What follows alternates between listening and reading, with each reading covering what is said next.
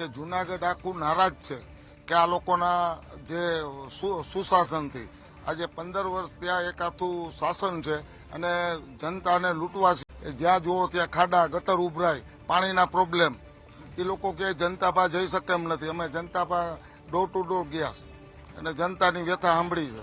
સમસ્યા અનેક છે જુનાગઢમાં, છતાં પણ 8 બેઠક બિનહરીફ. પણ લોકોને અને સામેના ઉમેદવારોને પણ ભાજપમાં વિશ્વાસ હતો. ઉમેદવારો છીનવાયા નથી અને સમગ્ર જૂનાગઢમાં ભારતીય જનતા પાર્ટી ઉપર લોકોને વિશ્વાસ છે કે વિકાસ કરશે તો આ ભારતીય જનતા પાર્ટી જ કરશે.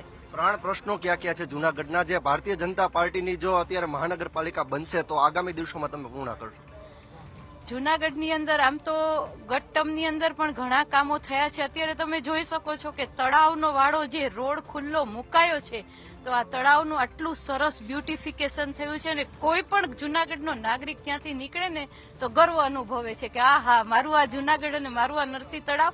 એવા તો અનેક કામો છે એ જૂનાગઢની અંદર થયા છે. એટલે લોકોને ખરેખર વિશ્વાસ છે કે વિકાસ કરશે, જૂનાગઢનું ભલું કરશે તો એ ભારતીય જનતા પાર્ટીની સરકાર